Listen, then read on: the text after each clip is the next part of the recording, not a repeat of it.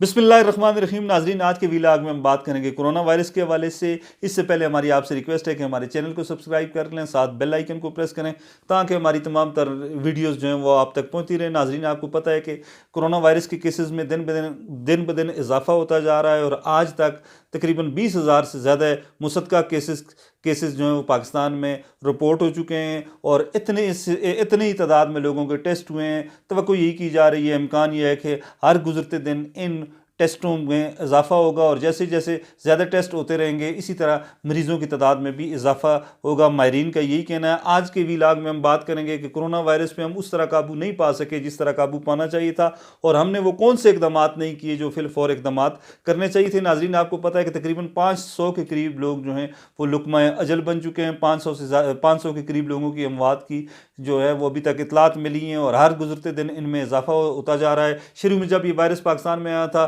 तो तीसरे चौथे पाँचवें दिन एक या दो बंदों के मरने की इतलात मिल रही थी, लेकिन आजकल जो है वो 25 से 30, 40, 35 लोग जो हैं वो डेली उसमें उनकी डेथ हो रही है और ये रेशो जो है ये बढ़ रही है, इसमें इजाफा होता जा रहा है और बज़ाहिर ऐसा लग रहा है कि आने वाले दिनों में जो डेथ रेशो है इसमें मज़ीद इजाफा होगा और अलार्मिंग सूरत हाल हो सकती है। ऐसे में हमारी हुकूमत का जो किरदार है इस पर हम आज जो है वो मुफस्सल बात करेंगे। इससे पहले 2 रोज़ कबल कराची में एक न्यूरो सर्जन न्यूरो के जो डॉक्टर ने डॉक्टर फुरकान, उनकी डेथ हुई और उनकी डेथ सिर्फ इस वजह से हुई कि उनको वेंटिलेटर न मिल सका। कराची के तमाम अस्पतालों में एक सीनियर डॉक्टर के लिए वेंटिलेटर तलाश किया गया लेकिन वेंटिलेटर न मिल सका और वेंटिलेटर की तलाश में एक सीनियर डॉक्टर जो है वो दाई अजल को लब्बैक कह गए। इस तरह बहुत सी दीगर इन्फॉर्मेशन हमारे पास हमें मिल रही हैं कि बहुत से डॉक्टर जो हैं वो कोरोना से लड़ाई लड़ते हुए फ्रंट लाइन पे किरदार अदा करते हुए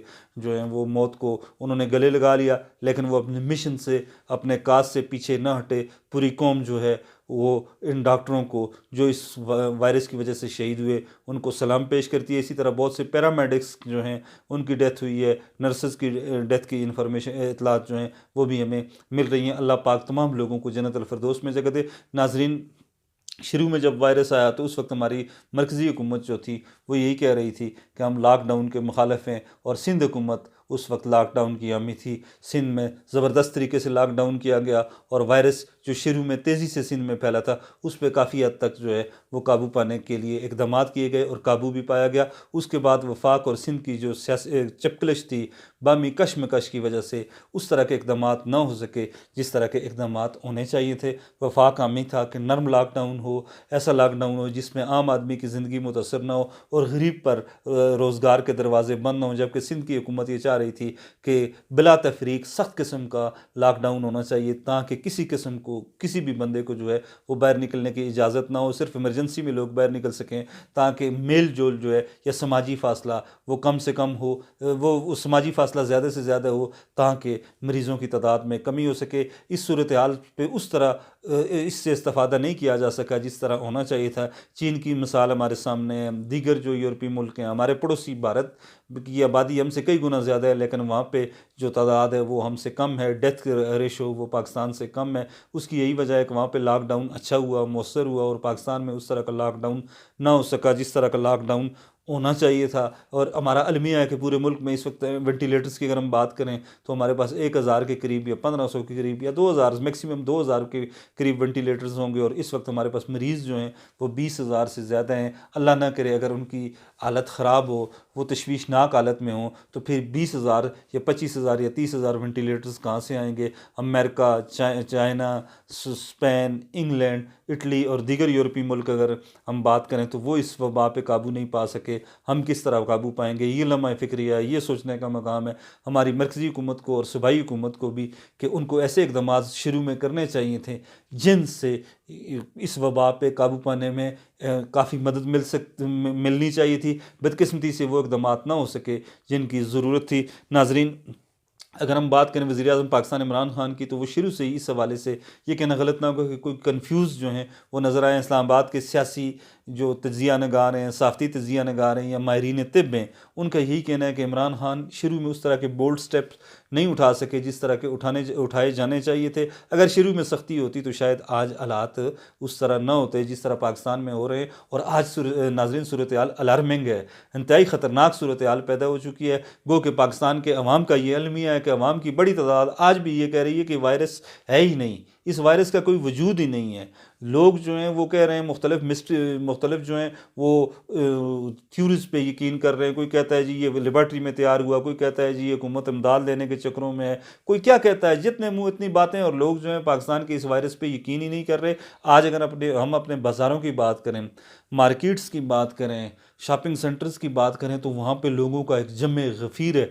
कहीं भी हम इस वक्त खैबर पख्तूनख्वा के हवाले से बात कर रहे हैं कि खैबर पख्तूनख्वा में कहीं भी लॉकडाउन चीज़ की नाम की कोई चीज़ नज़र ही नहीं आ रही। कहीं भी लॉकडाउन नहीं है। चंद दुकानें जो हैं जिस तरह जूतों की दुकानें या कपड़ों की दुकानें वो बंद हैं, बाकी पूरे के पूरे बाज़ार, पूरे के पूरे मार्केट्स जो हैं वो खुली हैं। और लोगों की एक बहुत बड़ी तादाद आजकल इन मार्केट्स का रुख कर रही है। लोग शॉपिंग कर रहे हैं, ईद के लिए कुछ लोग शॉपिंग कर रहे हैं, कुछ रमज़ान के लिए शॉपिंग कर रहे हैं। लोगों की एक बहुत बड़ी तादाद है और हुकूमत या इंतज़ामिया नाम की तमाम चीज़ें जो हैं वो कहीं नज़र ही नहीं आती। और बिल्कुल हुकूमत जो है वो बेबस नज़र आती है, मफलूज नज़र आ रही है। खैबर पख्तूनख्वा की सूबाई हुकूमत लॉकडाउन के हवाले से जहाँ तक मरने वालों की तादाद का तल्लक है, तो इसमें सबसे ज़्यादा लोग जो हैं वो खैबर पख्तूनख्वा के मरे हैं। और खैबर पख्तूनख्वा में टेस्ट जो हैं उसकी फ़ैसिलिटीज़ उस तरह की नहीं है कंडक्ट करने की जितनी दीगर सूबों में है। अगर खैबर पख्तूनख्वा में भी ज़्यादा टेस्ट किए जाएँ तो ज़्यादा कोरोना के मरीज़ जो हैं शायद वो पंजाब और सिंध से भी ज़्यादा मरीज़ सामने आ जाएँ। उसकी बुनियादी वजह यह है कि लॉकडाउन पर उस तरह अमल नहीं हुआ जिस तरह अमल होना चाहिए था। और ये बहुत बड़ा अलमिया है। हमारी नाज़रीन से भी ये रिक्वेस्ट है कि अपील है कि खुदारा हमारी ज़िंदगियों में ईदें भी आती रहेंगी, रमज़ान भी आते रहेंगे, सब कुछ होता रहेगा, तमाम मामूलात जो हैं वो चलते रहेंगे, कोई चीज़ रुकेगी नहीं। सिर्फ थोड़ा सा अगर हम सब्र कर लें, इस ईद पे अगर हम शॉपिंग ना करें तो क्या होगा नाज़रीन? कुछ भी नहीं होगा। ईद आएगी, ईद गुजर जाएगी और ईद के बाद जो है मामलात जो हैं वो नॉर्मल हो सकते हैं अगर हम थोड़ा सा सब्र करें।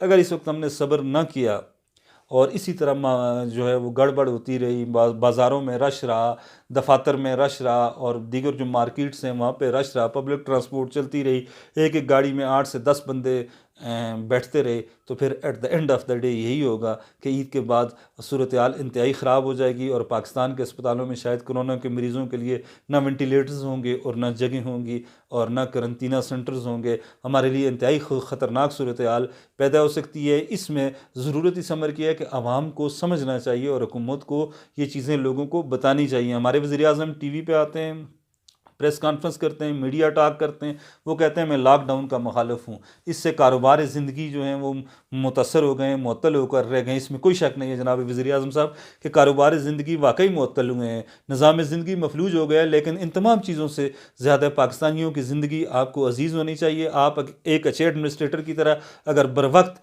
और फिल बोल्ड स्टेप्स लेते तो आज शायद ये सूरत हाल ना होती। आप कन्फ्यूज़ रहे, आपकी कन्फ्यूजन की वजह से आज हालात जो हैं वो ख़तरनाक सूरत हाल इख्तियार करते जा रहे हैं। नाज़रीन, कुछ 2-3 दिन पहले सोशल मीडिया पे एक वीडियो वायरल हुई। कराची में जो है वो कुछ ख़वातीन दुकानें बंद करके शॉपिंग कर रही थी और फिर उन दुकानों को पुलिस ने बंद करवा दिया। बंद दुकानों में ताले लगा के आगे से शटर उन्होंने खोले, ख़वातीन को अंदर किया, वो शॉपिंग कर रही थी और आगे से ताले लगा दिए। ऐसी सूरत इसी दौरान पुलिस आ गई और पुलिस जैसे ही आई तो फिर ख़वातीन को पिछली साइड से खुफिया रस्तों से निकाला गया और लोगों ने उनको उतारा। इंतहाई तकलीफ़देह सूरत हाल थी। यही हालात हमारे खैबर पख्तूनख्वा में भी हैं। मुख्तलिफ़ इलाकों से इस तरह के केसेस रिपोर्ट हो रहे हैं कि लोग जो हैं वो दुकानें बंद कर देते हैं और शॉपिंग हो रही है। ये इस सूरत हाल को, इस चीज़ को रोकना फिलफौर ज़रूरी है। अगर ऐसा ना हुआ तो फिर हालात इंतहाई कशीदा हो जाएंगे और आने वाले दिन जो हैं वो पाकिस्तानियों के लिए मुश्किल दिन होंगे। हुकूमत ने मसाजिद के हवाले से अगर हम बात करें तो मसाजिद में नमाज तरावी को रोकने के लिए या तरावी के एहतमाम के लिए उन्होंने कुछ SOPs तय की थी और उन SOPs पे अमल करने के लिए ये मुआहदा सदर पाकिस्तान जनाब आरिफ अलवी साहब और उलमा के दरमियान हुआ और हमारे सदर साहब इस मुआहदे की पासदारी के लिए बड़े सरगर्म हैं नाजरीन, और आप इसे कह सकते हैं, आपके लिए आप इसे एक अलमिया ही कह सकते हैं कि पाकिस्तान का सदर नमाजियों को चेक करने के लिए, उन SOPs को चेक करने के लिए मसाजिद के दौरे तो कर सकता है, लेकिन मार्केट्स जो हैं उनका दौरा कोई नहीं कर रहा, वो उधर कोई नहीं देख रहा, महंगाई को कोई नहीं देख रहा।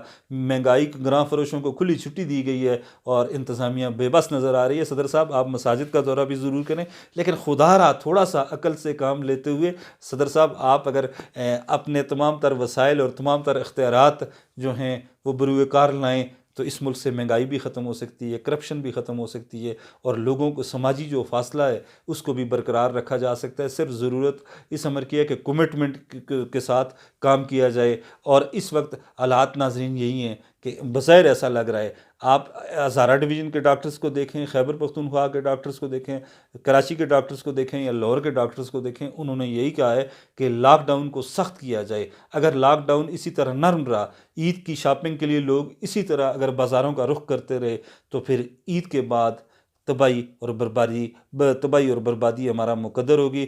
नाजरीन, इंशाअल्लाह फिर मिलेंगे। अब मुझे इजाज़त दें इस दुआ के साथ कि अल्लाह पाक मुल्क पे करम करे और कोरोना वायरस जैसी वबा से हमारी जान छुड़ाए।